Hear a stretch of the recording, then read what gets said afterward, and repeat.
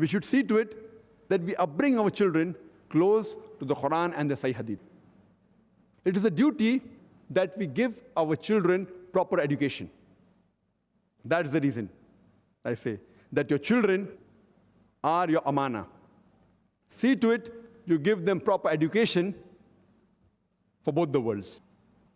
And this was the dilemma that I faced maybe 8 years back.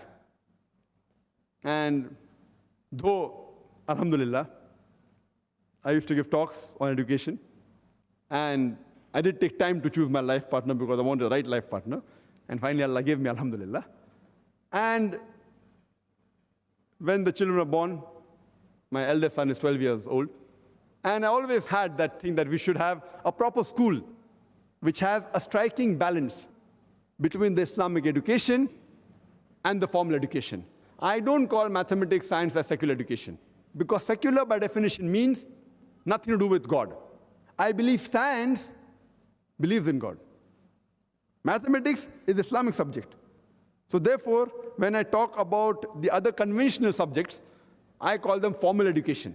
Mathematics, science, history, geography, English, we call it as formal subjects.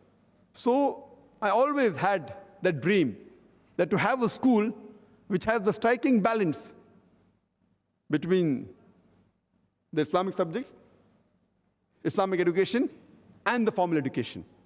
Because mathematics, science, history, according to me, are part of Islam.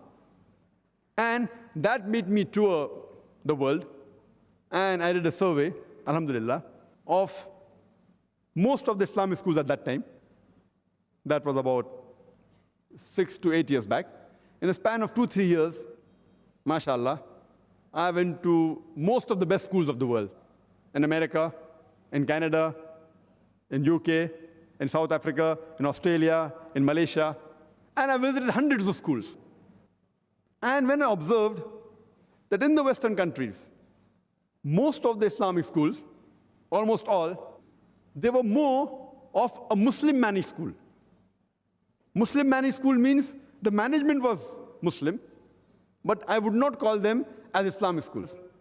Because we realize that in the Western world, there is a fear of alcoholism, of drug addiction, about obscenity. So in these schools, we found that the dress code that the students wore, they were Islamic hijab, mashallah. They had a time for prayer, for salah, alhamdulillah. There was no alcohol, there was no drug, alhamdulillah. So that was what was called the Islamic school. Where back in India, most of the Muslim-managed schools, they have the Islamic dress code. You can offer salah. There's no alcohol, there's no drug. So I did not find something new. But alhamdulillah, considering the Western country, where drug addiction is common, alcoholism is common, obscenity is common, it is an achievement which I was happy. But what I came to search for, that when our children go to school, they should get the best of knowledge, I could not find any of the schools. What we wanted that we have now the Muslim Ummah, rather divided into two types of education. One type of education, when we have secular education, they acquire the so-called secular education, which are called as formal education. They acquire knowledge of mathematics, science, history, geography, but they are far away from the deen.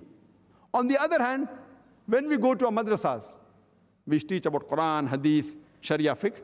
Alhamdulillah, may Allah give them reward. But they are unaware of mathematics, science, history, geography. So we wanted a balance between the two.